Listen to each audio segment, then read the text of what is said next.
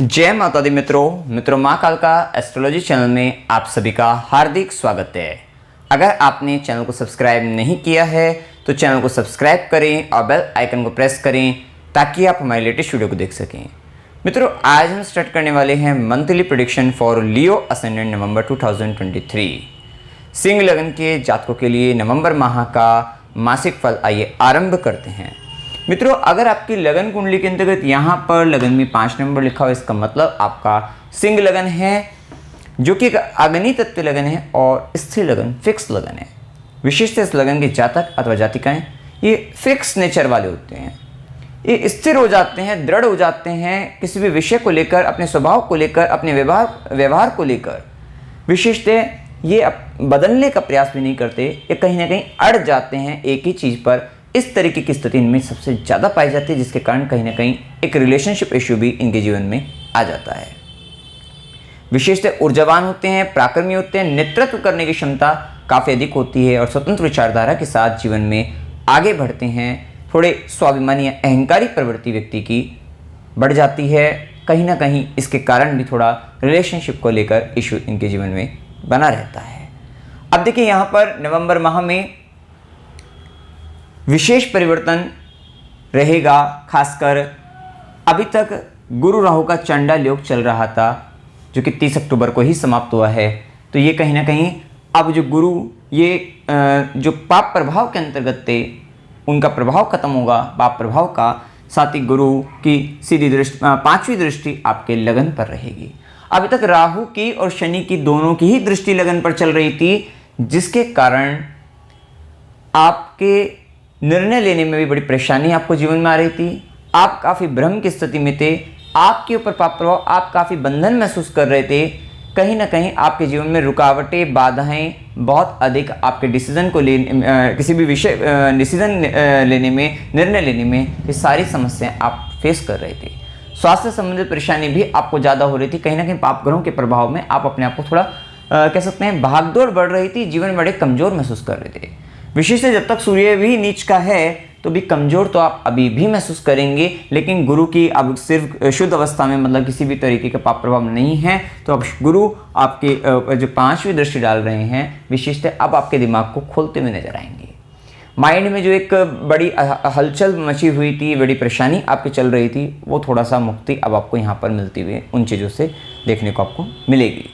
अब देखिए, यहाँ पर विशेषतः सबसे पहले लग्नेश के गोचर सूर्य का तुला राशि में जो गोचर रहेगा वो 17 नवंबर तक रहेगा, नीच राशि के अंतर्गत।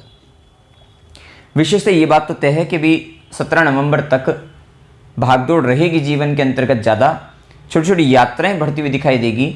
थोड़ा आप अपने एंटरटेनमेंट की ओर जाओगे। सूर्य का नीच होना ही यही है कि राजा जो चाहता है कि भोग विलास ऐश्वर्य में, तो ये एक स्थिति। तो कहीं ना कहीं आप भी चाहेंगे कि कुछ ऐसा काम किया जाए जिससे मतलब आनंद हो, एंटरटेनमेंट हो जाए किसी भी तरीके से, भोग विलास ऐश्वर्य, मतलब कहीं ना कहीं इन चीज़ों पर आपका ध्यान जाएगा, जहाँ कहीं ना कहीं आपको अपमानित भी होना पड़ सकता है। तो थोड़ा ध्यान रखिएगा कि इस स्थिति के अंतर्गत अपमानित होने की भी संभावनाएं बढ़ सकती हैं। आप अपने आप को फिजिकली थोड़ा सा वीक भी महसूस कर सकते हैं। विशेषतः पराक्रम ज़्यादा करते हुए, मेहनत ज़्यादा करते हुए, पराक्रम ज़्यादा दिखाते हुए नजर आएंगे। ये भी एक स्थिति बनी रहेगी। लेकिन हाँ, फिर भी यहाँ पर अच्छी बात यह है कि अब गुरु की दृष्टि भी रहेगी, लगन पर भी, लग्नेश पर भी, तो ज़्यादा दिक्कत नहीं आएगी, ये बात तय है। बहुत सारी चीज़ों में अब आप जो उलझे हुए थे, उनसे अब आपको मुक्ति भी मिलती हुई नजर आएगी। विशेषतः इस समय के अंतर्गत आप थोड़ा सोशल मीडिया ज़्यादा चला सकते हैं, ज़्यादा वर्क कर सकते हैं, ज़्यादा एक्टिव रह सकते हैं। ये भी 17 नवंबर तक देखा जाएगा। कहीं ना कहीं अपने टाइम वेस्ट भी कर सकते हैं। तो थोड़ा सा ध्यान रखिए, अपने वैल्यू सिस्टम को सुधारना है इस समय में, क्योंकि सूर्य का लग्नेश का नीच होना तृतीय भाव में, कहीं ना कहीं आप अपना वैल्यू सिस्टम खराब करेंगे। नियम कायदे कानून के साथ जीवन जीना, इस समय में थोड़ा सा ध्यान रखना, सिद्धांतों पर चलना, इस बात का आपको ध्यान रखना चाहिए। विशेषतः लग्नेश का गोचर 17 नवंबर के बाद चतुर्थ भाव के अंतर्गत रहेगा और 16 नवंबर से क्योंकि मंगल का भी साथ मिल जाएगा, चतुर्थेश का भी। ये टाइम पीरियड में कहीं ना कहीं आप घर के लिए बहुत कुछ करते हुए दिखाई देंगे। भूमि, भवन, वाहन, सुखों से संबंधित वृद्धि के लिए कहीं ना कहीं आप घर में संबंधित चीज़ों के लिए, घर से संबंधित कुछ कर्म आपके विशेष, माता से संबंधित कुछ कर्म विशेष बढ़ते हुए इस समय में नजर आएंगे। ये भी एक स्थिति देखने को मिलेगी। वहीं सूर्य की दृष्टि भी दशम पर रहेगी, क्योंकि दशमेश अच्छी स्थिति में आप कहीं ना कहीं अपने कार्यों में गलती करेंगे। ये माह आप देखेंगे कि कर्म स्थान में आप बहुत सारी मिस्टेक करने वाले हैं, बहुत सारी गलतियां करने वाले हैं और वो गलतियां पकड़ी जाएंगी क्योंकि सूर्य की दृष्टि क्योंकि आपका बॉस आपको देख रहा है, समाज के लोग आपको देख रहे हैं, सरकार के लोग आपको देख रहे हैं, गवर्नमेंट आप पर निगाह बनाई हुई है। तो किसी भी प्रकार से आप जो भी काम करते हैं तो उसको ध्यान रखना है कि कहीं ना कहीं आपके काम पर दुनिया हेड ऑफ द जो फैमिली कहो या आपके ऑफिस में कहो, कहीं पर भी तो उसकी निगाहें आप पर है, जो कि कहीं ना कहीं भविष्य में आपके जो भी आपको परिणाम या लाभ आपको मिलना हो, प्रमोशन आपको मिलना हो, उसमें आपको दिक्कत आ सकती है या किसी भी तरीके के रिजल्ट में आपको प्रॉब्लम यहाँ पर बन सकते हैं। तो अपना काम को बड़े ध्यान से करना है क्योंकि गलतियाँ तो होगी ही होगी, ये भी बात ध्यान रखना। तो उन गलतियों को थोड़ा ध्यान रखेगा कि सुधारने का भी प्रयास करना। थोड़ा इस माह एक और स्थिति, क्योंकि जब हम मंगल के प्रभाव को देखते हैं तो मंगल भाग्य का स्वामी है और मंगल चतुर्थेश बनकर पहले चतुर्थ से 12वां तृतीय भाव में गोचर करेगा 16 नवंबर तक। ये बात है कि इस समय कहीं ना कहीं भागदौड़ के साथ साथ पराक्रम विशेष दिखाते हुए नजर आएंगे। हो सकता है कि आप, क्योंकि शुक्र का भी केतु के साथ दशमेश का संबंध, कर्म के स्वामी का संबंध, आप किसी एडवेंचर्स में जाए और वहाँ पर आप ऐसे से काम करें जो मतलब अनएक्सपेक्टेड हो, इस तरीके की स्थिति भी आपके साथ हो सकती है। विशेष पराक्रम दिखाते हुए नजर आए तो वो स्थिति बन सकती है। वहीं चतुर्थेश अपने से 12वें और शनि की राहु की दृष्टि चतुर्थ भाव पर विशेष स्थान परिवर्तन के प्रबल योग इस माह देखने को मिलते हैं। खासकर 16 नवंबर तक ये योग काफ़ी प्रबल देखने को मिलते हैं कि स्थान परिवर्तन होने की संभावना ज़्यादा देखने को मिलेगी। वहीं मंगल की चौथी दृष्टि आपके षष्ठम भाव पर, आप अपने शत्रु रोग वगैरह पर कहीं ना कहीं लड़ते फाइट करते हुए नजर आएंगे। विशेष विजय भी प्राप्त होगी, प्रतियोगी परीक्षाओं में विजय आपको मिलेगी और आप अपने किसी भी तरीके का जॉब इंटरव्यू देना चाहते हैं वहाँ पर भी आपको सफलता या किसी भी तरीके का टेस्ट अगर है तो वो क्लियर करते हुए आप दिखाई देंगे, वो स्थिति। साथ ही खेल में भी इस समय में, स्पोर्ट्स में हैं तो वहाँ पर आप काफ़ी ज़्यादा बढ़ चढ़कर भाग लेते हुए और वहां पर विजयी भी रहेंगे, ये भी एक स्थिति देखने को मिलेगी। वहीं मंगल की सीधी दृष्टि रहेगी आपके नवम भाव पर। विशेषतः ये यात्राओं के अंतर्गत छोटी छोटी यात्राएं, धार्मिक यात्रा होने की प्रबल संभावनाएं मिलेगी। और वहीं मंगल की 8वीं दृष्टि आपके दशम पर, थोड़ा सा कार्यक्षेत्र में ध्यान रखना है, प्रोफेशनल लाइफ में उलझने से बचना है। वहाँ पर अपने से साथ काम करने वाले, अपने से बड़े, उनके साथ थोड़ी नोकझोंक हो सकती है, थोड़ी गलतियाँ आपसे हो सकती है जिसके कारण झगड़ा हो सकता है। तो ये भी एक स्थिति बनती हुई खासकर 16 नवंबर तक देखने को मिलेगी।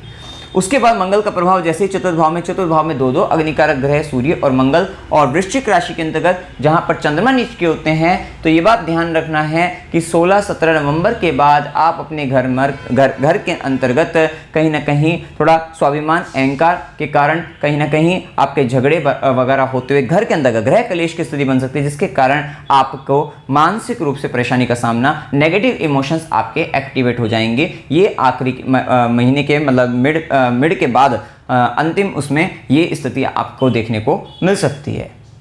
लेकिन हाँ, ये समय कहीं ना कहीं प्रॉपर्टी वगैरह को लेकर अच्छा रहेगा। आखिरी का समय 16 नवंबर के बाद का समय प्रॉपर्टी से रिलेटेड वो अच्छा रहेगा, आपका भूमि भवन से संबंधित अच्छा रहने वाला है। वहीं मंगल की चौथी दृष्टि रहेगी आपके सप्तम भाव पर। विशिष्ट आप अपने पार्टनर के साथ, पार्टनर को लेकर, पार्टनरशिप को लेकर, रिलेशनशिप को लेकर वहाँ पर काफ़ी ऊर्जा उत्साह पराक्रम दिखाते हुए नजर आएंगे, बहुत एफर्ट लगाएंगे संबंधों को मधुर बनाने में। और वहीं मंगल की सीधी दृष्टि जो रिलेशनशिप आपके अपने बॉस के आपके कर्म स्थान में बिगड़े थे 16 नवंबर से पहले, वही 16 नवंबर के बाद आप उनको ठीक करते हुए नजर आएंगे, वहाँ मेंटेन करते हुए नजर आएंगे। वहीं मंगल की 8वीं दृष्टि रहेगी आपके एकादश भाव पर, आय भाव पर। विशेषतः इस माह के अंतर्गत इनकम, अगर आपको सोशल मीडिया से जुड़कर, अगर आप इंटरनेट से जुड़कर आप छोटी छोटी यात्राओं के द्वारा आप काफ़ी अच्छा लाभ आप अर्जित कर सकते हैं, ये भी स्थिति देखने को मिलेगी। और थोड़ा चाचा, मित्र, बड़े भाई बहनों के साथ भी आपको 16 नवंबर के बाद उनसे आपको दिक्कतें होनी शुरू हो सकती हैं। नेटवर्क के लोगों के साथ थोड़ा प्रॉब्लम्स आपको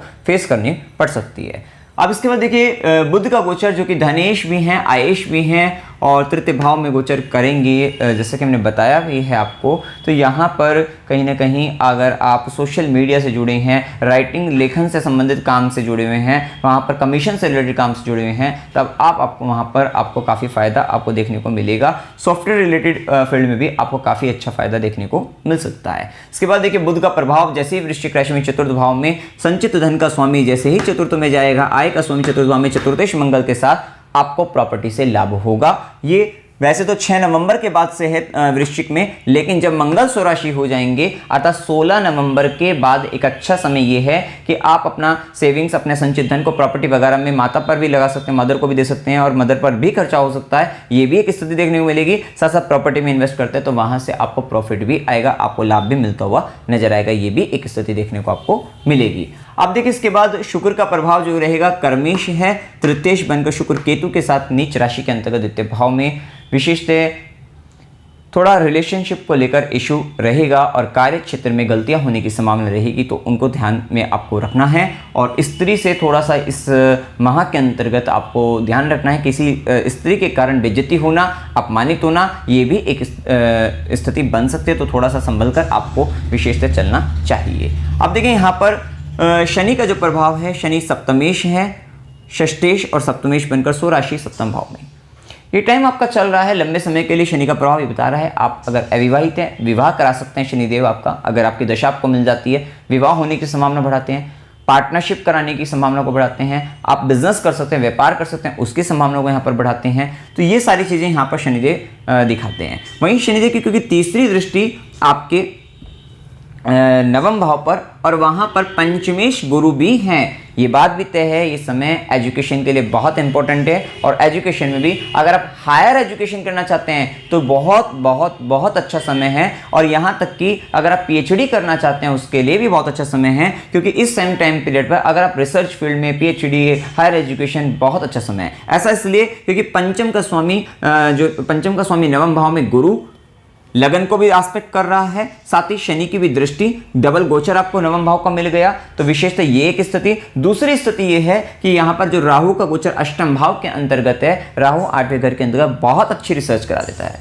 रिसर्च फील्ड में टू मच बेस्ट है ये राहु, यहाँ पर बहुत अच्छा आपको लाभ आपको दे सकता है, तो ये भी एक स्थिति देखने को आपको मिलेगी।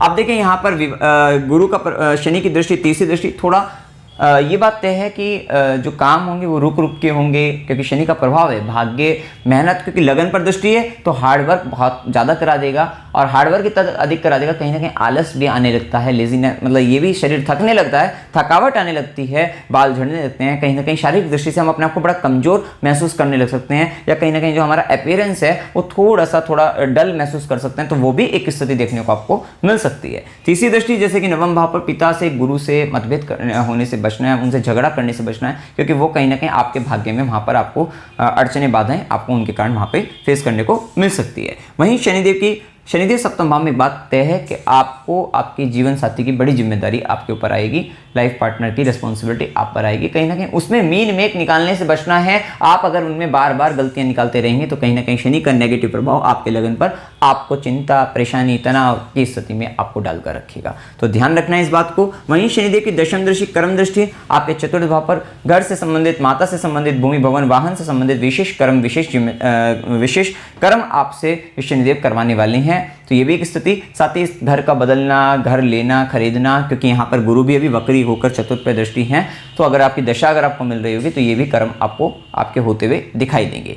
वहीं अगर हम देखें गुरु का प्रभाव जो कि पंचमेश है, अष्टमेश बनकर नवम भाव में, अष्टम के स्वामी का भी नवम से संबंध है, पीएचडी के लिए, आपकी मास्टर के लिए, हायर एजुकेशन के लिए, उच्च शिक्षा के लिए, चाहे वो फॉरेन से जाकर, विदेश जाकर करे, बहुत बेस्ट समय है, ये बात ध्यान रखिएगा। साथ ही क्योंकि गुरु का प्रभाव यहाँ पर रहेगा तो गुरु की दृष्टि लगन पर, जो कि आपको ज्ञान मिलता रहेगा, आप एजुकेशन में मतलब कहीं ना कहीं आपको नई नई चीज़ें सीखने का योग भी बनेगा और नई नई चीज़ें कर्म करते हुए नजर आएंगे। धार्मिक अनुष्ठान आपके द्वारा होंगे, धर्म कर्म के कार्य, धार्मिक यात्राएं, ये भी तीर्थ यात्राएं, ये सब आपकी होती हुई नजर आएगी। और कहीं ना कहीं आपका जो सोचने का जो नज़रिया है वो थोड़ा सा अब बढ़ता हुआ नजर आएगा, आपको शांति भी मिलेगी, क्योंकि गुरु की कृपा अब आप पर आने वाली ब्लेसिंग आपको मिलेगी। अब अभी तक क्या था, गुरु राहु चांडाल्य के कारण कहीं ना कहीं आप अपने बच्चों के कारण बहुत परेशान चल रहे थे, संतान को लेकर आप परेशान बहुत ज़्यादा थे, तो वहाँ से आपको शांति मिलेगी। और जो व्यक्ति अगर नॉर्मल ग्रेजुएशन भी कर रहे थे उनको भी एजुकेशन फील्ड में मतलब कंसंट्रेट ना कर पाना, रुकावटें बाधाएं बहुत ज़्यादा फेस कर रहे थे, उनसे भी आपको शांति मिलेगी।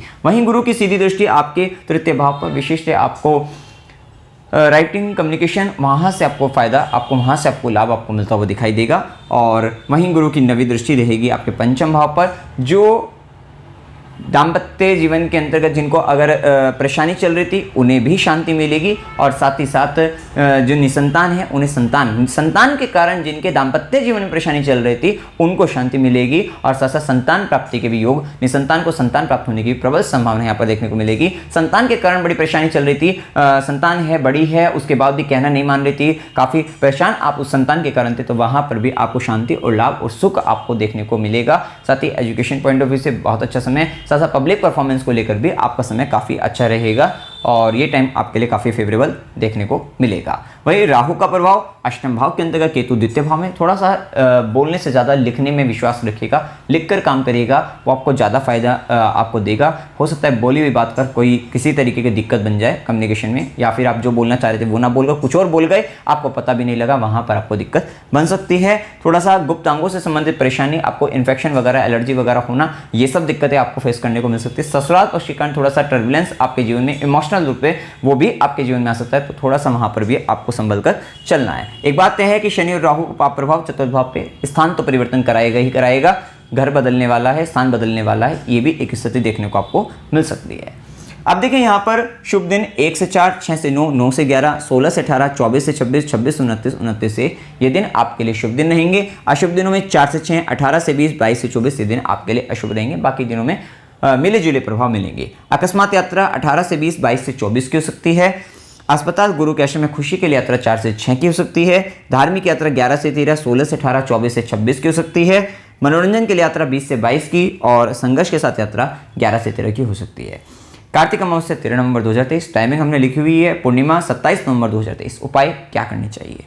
देखिए, एक तो अमावस्या को नारियल जल प्रवाह करते रहिए। अगर दशा भी राहु की और राहु का 8वें घर से गोचर हो रहा है तो ये बात तय है कि जीवन साथी की वाणी, सेविंग्स और ससुराल पक्ष, वहाँ पर कहीं ना कहीं इल्यूजन, भ्रम, चिंता, तनाव और बड़ी परेशानी आपको देखने को आपको मिलेगी। और साथ साथ आपके यहाँ पर प्राइवेट पार्ट, गुप्तांग भी हैं, तो वहाँ से संबंधित दिक्कतें आपको आ सकती हैं। तो अमावस्या नारियल जल प्रवाह, थोड़ा वहाँ व्हीकल से भी रिलेटेड थोड़ा इश्यूज, परेशानी बन सकती है दुर्घटना वगैरह से संबंधित, क्योंकि राहु का प्रभाव भी अभी देखिए ध्यान रखिएगा 16 नवंबर तक, खासकर 16 नवंबर तक स्थिति ये है कि राहु और शनि की चतुर्थ भाव पर दृष्टि, चतुर्थेश अपने से 12वें, और शुक्र जो कि वाहन के कारक हैं राहु केतु के प्रभाव में, तो वाहन संबंधित, वाहन को चलाते वक्त भी ध्यान रखना है, क्योंकि कहीं ना कहीं दुर्घटना वगैरह घटित होने की संभावना बन सकती है, तो थोड़ा संभल कर आपको चलना है। खासकर 16 नवंबर तक ये स्थिति ज़्यादा देखने को मिल सकती है। अब देखिए वहीं पर जैसे कि हमने बताया कि थोड़ा इन चीज़ों का ध्यान रखना है आपको, और ओम नमो भगवते वासुदेवाय इस मंत्र का जाप करेगा। कोई भी ऐसा काम पकड़ लिया, अगर राहु का नेगेटिव इंपैक्ट से बचना है, कोई भी ऐसा काम पकड़ लिया, किसी भी विषय को लेकर गहराई में, डीप रिसर्च में चले जाइए, तो यहाँ से आपको फायदा ये रहेगा, आपका ज्ञान का स्तर बढ़ेगा, साथ ही लाभ मिलेगा, क्योंकि यहाँ से आप रिसर्च करेंगे तो राहु का काम हो जाएगा, गुरु की दृष्टि से ज्ञान आपको प्राप्त हो जाएगा और जीवन आपका सुधर जाएगा, आपको लाभ प्राप्त होगा। जितनी आप हार्डवर्क करेंगे, वहीं पे शनि की दृष्टि जो भाग्य भाव पर दिक्कतें करती है, वहाँ पर आपको आराम मिलेगा। ओम नमः शिवाय इस मंत्र का जाप करते रहना है, गुरु का सम्मान करना है, गाय को हरा चारा खिलाना है, और इस महा ध्यान रखिएगा श्री सूक्त का पाठ करते रहिएगा, क्योंकि शुक्र पीड़ित अवस्था में, जो कि रिलेशनशिप वगैरह में दिक्कतें देगा, प्यार प्रेम संबंधों में दिक्कतें देगा। सूर्यदेव को जल चढ़ाना है, और हनुमान चालीसा का भी पाठ आपको करते रहना है। तो मित्रों, जानकारी अगर आपको अच्छी लगी, वीडियो को लाइक कीजिएगा, शेयर कीजिएगा और चैनल को सब्सक्राइब कीजिएगा। जय माता दी।